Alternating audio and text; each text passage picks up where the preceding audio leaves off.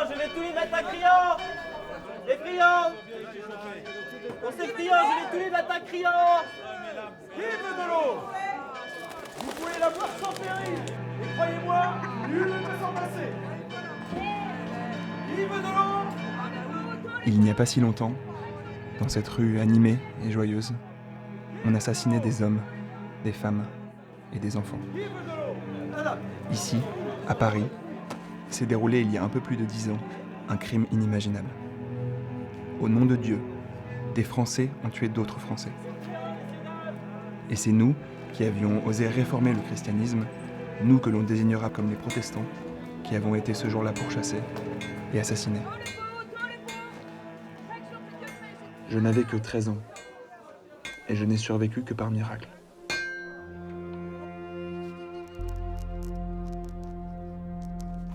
Je me souviens très bien de ce 24 août 1572, que l'on appelle depuis le massacre de la Saint-Barthélemy.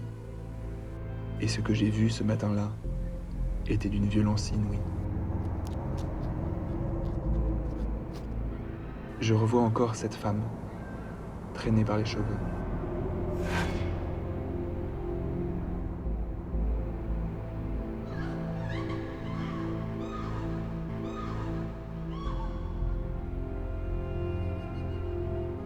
Il y avait aussi cet homme que 2 autres ont pendu.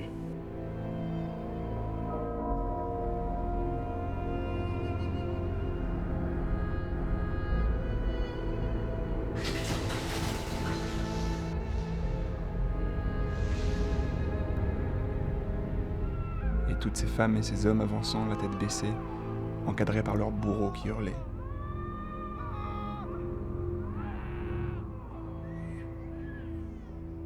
Les enfants, terrorisés, accrochés aux robes de leur mère. Depuis ces journées tragiques, je n'ai plus jamais eu de nouvelles ni de mon père, ni de mon frère, qui ont probablement été assassinés. Ce crime,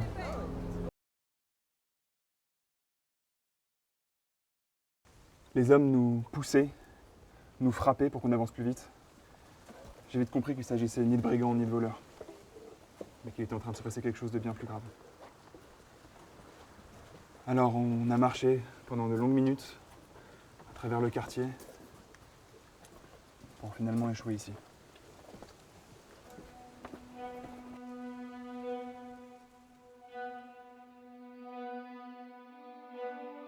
C'est là, le long de ce rempart, à l'angle de la rue des Petits Champs, que notre destin à tous les trois a basculé.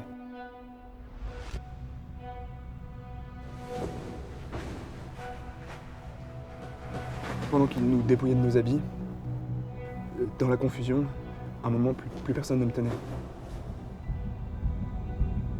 Mon père l'a remarqué, il m'a fait signe de m'enfuir.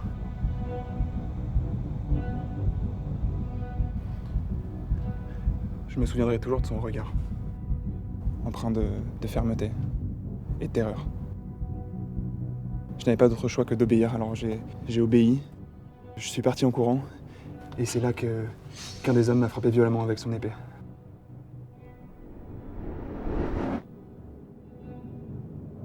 La douleur m'a transpercé. Je me suis effondré au sol, sans me rendre compte que je venais de tomber sur un tas de cadavres. J'ai vu l'homme s'avancer vers moi. J'étais persuadé que c'en était terminé pour moi.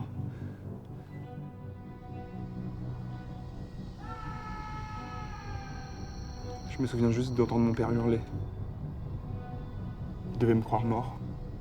Bien, il a fait diversion volontairement. Je ne sais pas.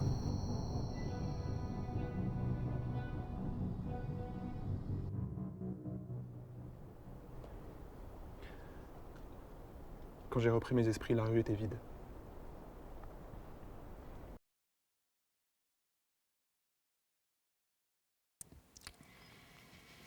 Mais à peine quelques minutes plus tard, un homme s'est mis à hurler à travers ma porte.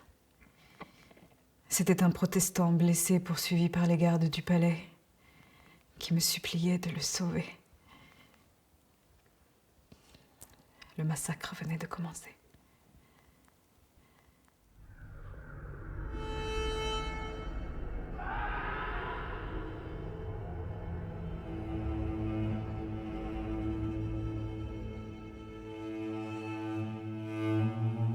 Quand j'ai su que mon mari était retenu dans les appartements du roi, j'ai tenté de le rejoindre.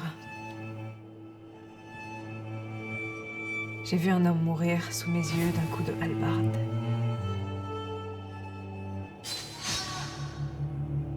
Au milieu de cette horreur, je me suis même crue un instant plus morte que vivante. La vérité, c'est que la plupart des invités à mon mariage ont été exécutés cette nuit-là. Ceux qui n'ont pas été tués dans leur chambre ou dans les couloirs ont été réunis dans la cour et achevés par les gardes suisses à coups de pique, comme des bêtes.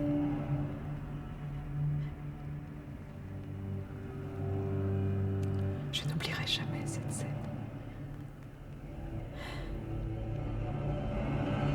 Dans le Louvre tombèrent le baron de Pardeillan-Saint-Martin, Rivray, Beauvais, le capitaine Pile et tant d'autres encore.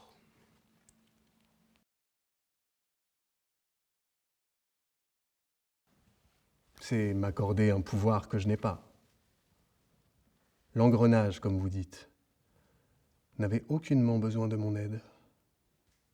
Car à minuit, cette fameuse nuit, c'est le roi lui-même qui m'a donné l'ordre d'achever l'amiral. Et là, je dois vous avouer qu'il n'a pas eu besoin d'insister. À 4 heures du matin, je me suis rendu rue de Béthisy au domicile de Coligny. Mes hommes ont éliminé facilement ceux qui montaient la garde devant chez lui. Ensuite, Coligny était à notre merci. Il aurait été évidemment indigne de ma part d'achever un homme blessé. J'ai donc laissé monter Besme, mon page. Besme m'a donné un coup d'épée dans la poitrine de l'amiral, puis sur sa tête. Et chacun des autres a frappé à son tour. L'amiral est tombé mort. Alors Besme et Sarlabou ont levé le corps, puis l'ont jeté par la fenêtre.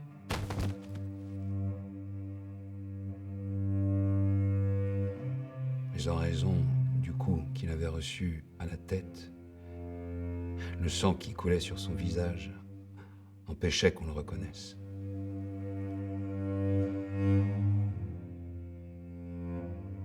J'ai tourné la tête du cadavre pour vérifier qu'il s'agissait bien de Coligny et je suis parti.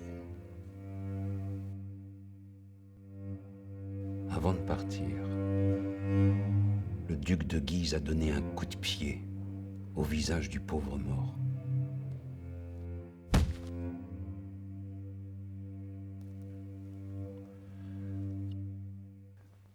Comment expliquez-vous qu'après la mort de l'amiral, des milliers de protestants ont été tués dans les rues de Paris?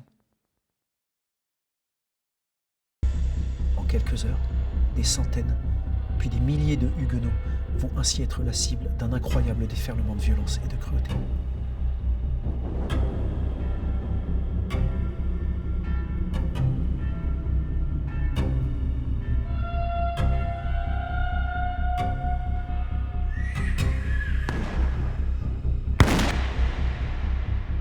Dimanche 24 août fut employé à tuer, violer et saccager tant seigneurs, gentilshommes, conseillers, avocats, procureurs et écoliers, médecins, marchands, artisans, femmes, filles et enfants.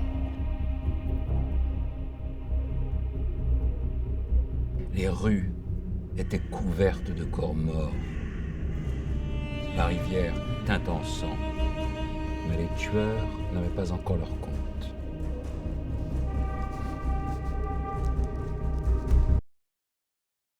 Et cette fenêtre, là-haut, c'était la chambre de Ramu, mon professeur à l'université de Paris.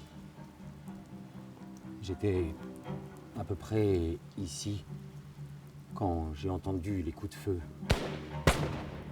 et le cri de douleur de mon maître bien-aimé. Quelques secondes plus tard, ces meurtriers ont jeté le corps par la fenêtre.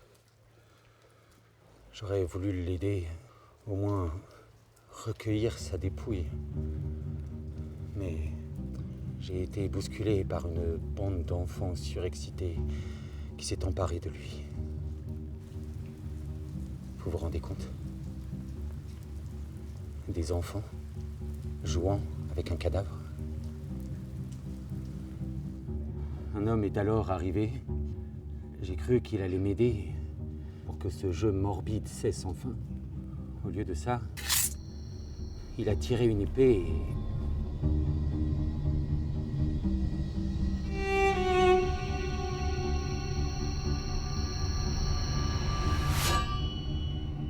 Le type s'est enfui d'un côté avec la tête de Ramu entre ses mains.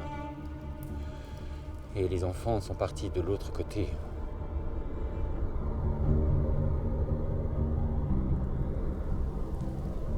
Je n'ai jamais pu arracher le corps de mon maître à ces maudits enfants. Ils l'ont traîné jusqu'à la Seine en riant. Le cordonnier de Saint-Marceau, sa femme et ses 3 enfants.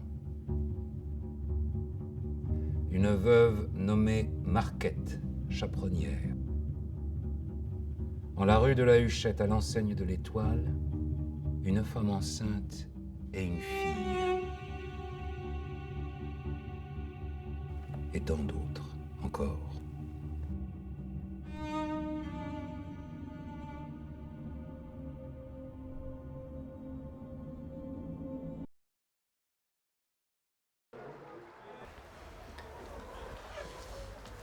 Tu veux bien nous dire comment tu t'appelles? Louison. Louison. Tu te rappelles de ce qui s'est passé ici? Un peu que je m'en souviens. J'étais fillette à l'époque, mais je peux vous dire que j'en ai vu passer des Maccabées. Et ils étaient balancés depuis les ponts, ou depuis les berges plus haut.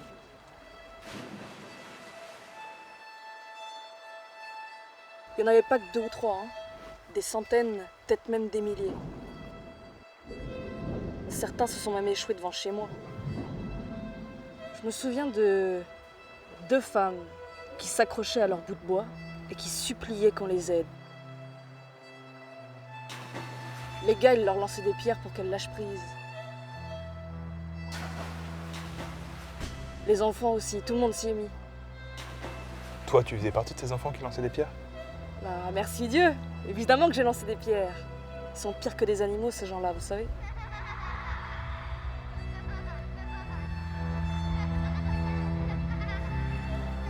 On a bien fait de s'en débarrasser.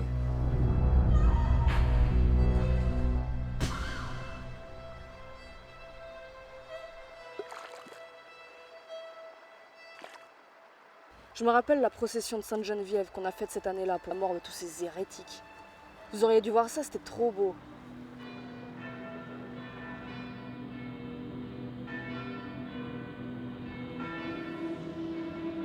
Le 4 septembre 1572 a eu lieu une procession exceptionnelle de Sainte-Geneviève. Habituellement, on ne sort les reliques de la sainte protectrice de Paris que très rarement, lorsqu'il y a une catastrophe climatique par exemple. Mais ce jour-là, tout Paris a assisté à une procession en action de grâce pour la défaite des Huguenots, comme pour fêter le massacre, alors que les meurtres continuaient. La procession de Sainte-Geneviève, c'est ce qui nous réunit tous, nous les Parisiens.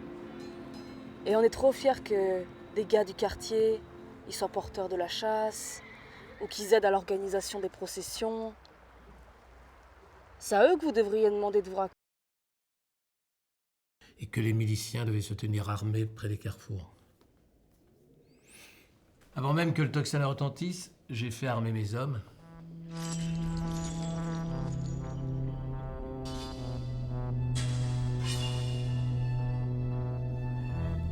J'ai placé les plus fidèles près des maisons huguenotes.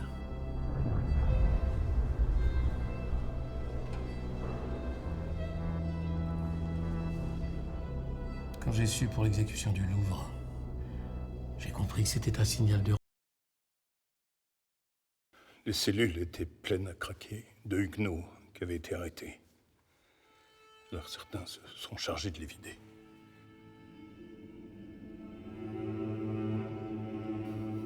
Ils les ont sortis des cellules, ils les ont rassemblés et ils les ont exécutés.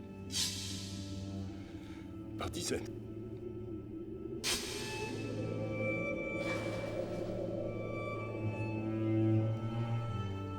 Je pouvais pas les regarder, j'ai détourné les yeux.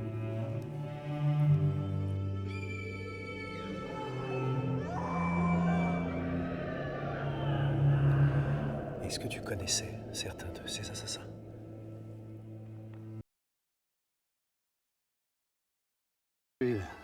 Ce que les trouillards n'osaient pas tuer eux-mêmes.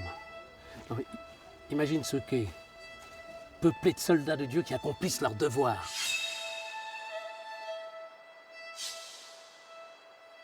La plupart étaient tués à coups de dague ou de poignard. Ceux-là étaient les moins cruellement traités.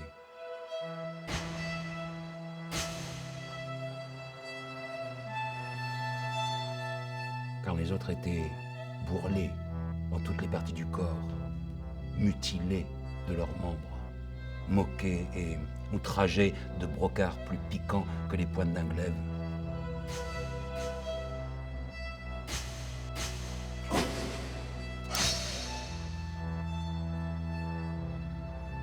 On assomma plusieurs vieilles gens en leur cognant la tête contre les pierres du quai.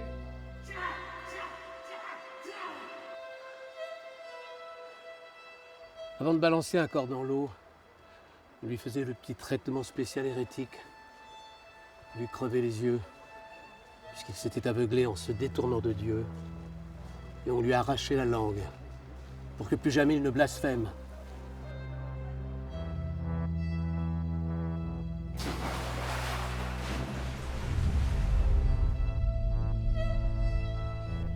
Puis on les jetait, mi-morts, dans l'eau.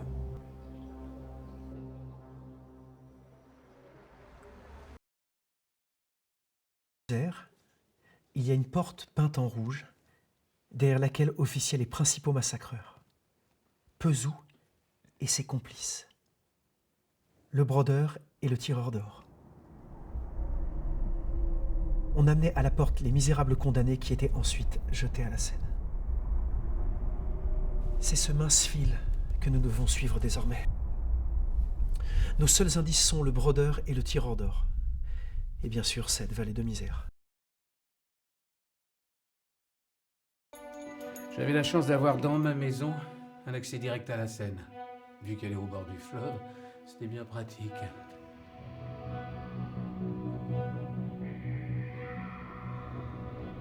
Pendant plusieurs jours, nos hommes ont amené ici tous ceux qu'ils avaient attrapés.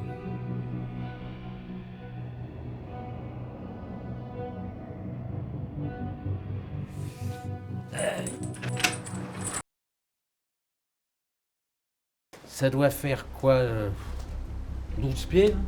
Tu crois? Je dirais plutôt une dizaine.